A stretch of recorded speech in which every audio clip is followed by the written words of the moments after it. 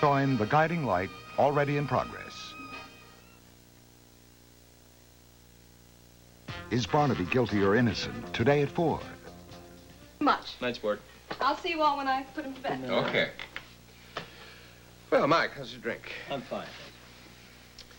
A little strange that Amanda hasn't called to say she was going to be late. We set the party for 7. She's usually very punctual. Yeah. Oh, maybe she had a little car trouble or something. Yes, but surely she'd call. Well, there aren't that many phones out there, Don. That's true. You're right about that. Listen, if it make you feel better, I'll be glad to drive out that way. And... Well, I don't know. I can't believe we wouldn't have heard something if Amanda were having trouble. It might have just taken her a while to get ready, you know. It's possible that she just forgot all about it. I mean, when I spoke to her earlier today, she seemed very distracted. Maybe we should give her a call. Wait a minute, Dad. It's her birthday. How could she forget her own birthday party?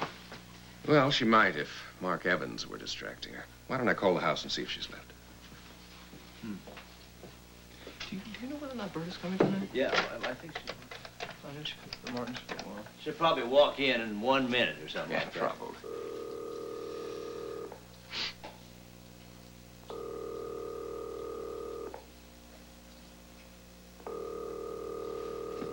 Yeah, I think she was working. I know she was with Martin for a while. I don't know if she's going to That's odd. There's no answer. I mean, I wonder why Maggie isn't picking up the phone. Maybe, is it Maggie's night off, maybe? Yeah, that's probably it. Yes, I suppose you're right. No real reason for me to worry, I'm sure. No. Sure, Amanda will come through the door any minute. Listen. Did you hear a car? I think I just heard a car pull up. I didn't hear anything. No car. I'm gonna get another beer. You've already had a beer, and you're going to have champagne later, Tony. Thank you very much, Mother. I don't need any help counting my beers. Oh, well, if you're going to call me Mother, I know you're serious. I'll stop counting. Thank you. What time is it? About 5 to 8. But I don't understand this at all. He's over half an hour late. Come on, everybody's late once in a while. But not Quint. He's never late. Yeah, well, Nola, calm down. You get used to it. I mean, I got used to it, Ed being a doctor. There's always some emergency coming up, you know. One time he told me to go ahead and meet him at an Italian restaurant. An emergency came up. I sat there for 2 hours staring into a plate of spaghetti. But he wouldn't be late on a night like tonight. It's too important. No, Nola's right. It isn't like him to be late. You know what I think, honey? I bet he stopped to get you some flowers or a little present or something. Yeah, maybe that's it. I didn't think of that. He probably stopped off to get something because you know tonight's very important to him and you want to be here even if he is late. Yeah, that's probably what happened. Too bad the old man couldn't be here to see his youngest daughter get engaged, huh? Oh, don't start it on your father. Excuse me, but every time somebody doesn't show up, I start thinking about him. Look, that's not going to happen. I know Quentin's going to be here. He will, and he's not at all like Dad. I'm sorry. I know, Quint's limo's probably so long he's just having trouble making the corners in this neighborhood. Yeah.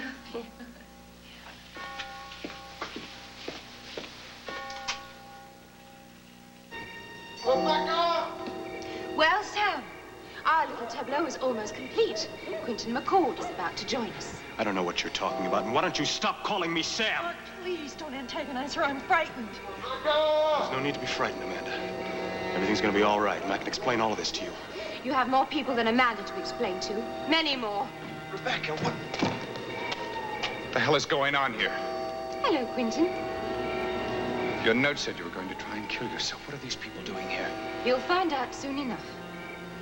You listen to me. Whatever it is, I want you to stop it. Do you understand? And let these people go. I promise I'll make up everything to you. You don't understand. I'm going to commit suicide. A ritual reenactment of my suicide. And now that the last player has taken his place, I can begin. What is Mr. McCord doing here? I don't understand what he has to do with any of this. Oh, it's quite simple, really. 3 years ago, Quentin and I were engaged to be married. That's right, isn't it? Yes, that's right. And my name was Mona Enright at that time. That's true, too, isn't it? Yes, it's true. A week after we were engaged, Quentin went off on an archaeological dig for several months. He had a penchant for disappearing that way. Yes, I did. So, what does that have to do with these people? Let me enlighten you. This man you know as Mark Evans. This is the man I married while you were away. Let me introduce you. Samuel Pasquin. There's so many Mexican styles with people. All right, what of it? Doesn't matter now, it's all in the past. I have no idea why she's accusing me of these things. I'm not Samuel Pasquin. That was an alias used by a man named Brian Lister. You two passed that name back and forth like a bottle of whiskey. You dreamed it up together the night you saw me sitting at the bar in the Hotel Samaritz. Quint had been in Tunisia for several weeks. And I went there every night during that time because I was afraid he wasn't going to come back to me, and I didn't know how I was going to tell my father I was pregnant with his child. You were pregnant? That's right. I was almost 3 months pregnant while you were sitting at the other end of the bar watching me, buying me drinks and waiting. You were always waiting, weren't you? Stop torturing everyone with this. It's not doing you any good. Oh, that's what you both always wanted, to keep me quiet, isn't it? I thought you would go to the police. As a matter of fact, I expected you would. Oh, that would be too easy, Quentin. I want to see you suffer the way I've suffered all these years since. And as for you, Mark... Please tell me what happened. I want to know. Yes. Yes, I thought you would. Well, one night, the man at the end of the bar, this man, he got up, and he walked over to where I was sitting, and he introduced himself to me as Samuel Pasquin. He told me I was beautiful and desirable, and that he wanted me desperately. Does any of this sound familiar to you, Amanda? Yes, I thought it might. Anyway, a week later, we were married. To this man, to Mark Evans? Yes. He seduced me, and then he persuaded me to marry him while you were away, Quentin.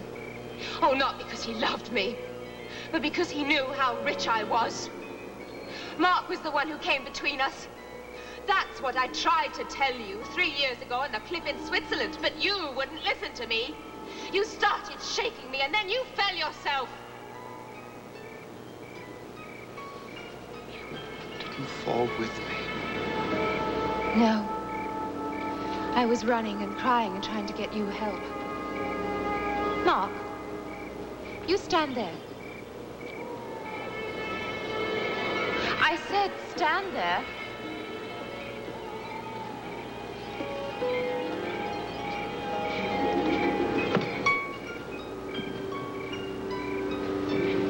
Suddenly, as I was running, I saw Sam standing there, waiting.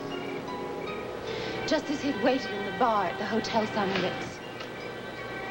He had the strangest sort of half smile on his face. I told him that you were hurt, and that I'd been trying to explain to you about him that our marriage was a mistake, that he had to help me. And tell your Amanda what you told me, Sam, and then show her what you did. It was an accident, that's all. I remember it very clearly. It was no accident. Sam told me our marriage was no mistake. He'd planned it all very carefully. He said he'd be glad to help me. He started to put his arms around me. And suddenly I was very frightened. And before I knew what was happening, he'd maneuvered me to the edge of the cliff.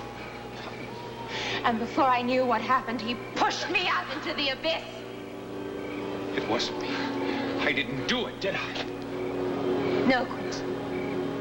You didn't do it. They found me when they found you. My face was terribly damaged from where it had bashed against the rocks. I lost the ability to speak. Do you know about all that, don't you? Yes. The worst, the most horrible part was when they told me that I'd lost the child I was carrying. Your child, Quentin. I never told you this, But the doctors said it was a boy. Or would have been. You see? Sam Pasquin killed our son. Myself. Oh, you will, Quint. You will. But not just yet. I don't know. I don't understand it.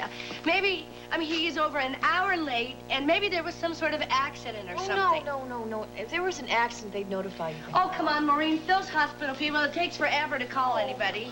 Well, you know, Fritz is a good driver, and the car is in excellent condition, dear. Then where is he? Hey, come on, maybe they got a flat tire or something. It doesn't have to be something serious. Look, why don't you call Mrs. Renfield? She ought to know what's going on, right? Yeah, that's a good idea. Well, I don't think it'll win any Nobel Prizes. Oh, It's a good idea, Ma. quiet, sweet. Yeah, hi, Mrs. Renfield. Yeah. Well, listen, I was wondering, Quint was gonna meet me over here at the boarding house. We had a date tonight, and it's been over an hour now, and he hasn't shown up, and I haven't heard anything. Do you know, did you see him leave the house? You did? Yeah. Yeah, that is very strange. All right. Yeah, thank you, Mrs. Renfield. Well, what did she say? She said she saw him around, I guess, 7 o'clock. He was all dressed and ready to leave, and then, you know, she went back in there a couple minutes later, and he was gone. Then he's on his way, right? Yeah. No, something funny happened because I guess he left the front door was wide open, and he didn't take the limousine. Fritz was waiting in it. He jumped in the sports car and just took off. Well, did he talk to Fritz? No, he didn't say a word to him. This is really odd. Wait, that was over an hour ago, and it only takes about 15 minutes to get here from Thorway Road. Oh, now, don't jump to conclusions, everybody. I'm sure that there's a logical explanation for all of this. Yeah, I just hope the explanation is he hasn't... I just hope he hasn't changed his mind and decided not to marry me. Still no answer. Now I'm really beginning to worry. She's over 2 hours late already. What could she have done to you, suppose? Obviously, there's something wrong. I think I'll give Ross Waller a call. Maybe he knows something. Well, what did he know? Well, there's been some new developments in the Mark Evans case. And he might have called Amanda in for questioning. At night?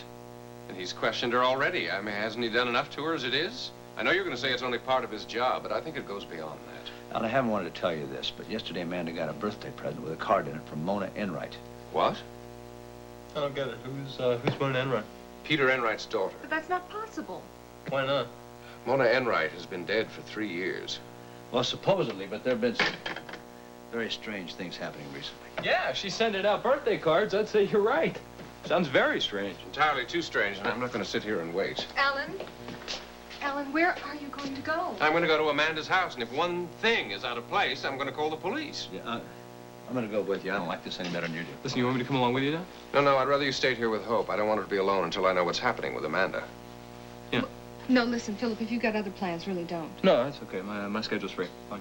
Okay. Well, thank you. Listen, Alan, if Amanda does come here, what should I do? Tell her where we've gone and tell her to stay here. It'd be a great relief to me if she did show up. Try not to worry too much, okay? Well, how would you feel if it were Hope? I'd feel the same way. Well, then let's go.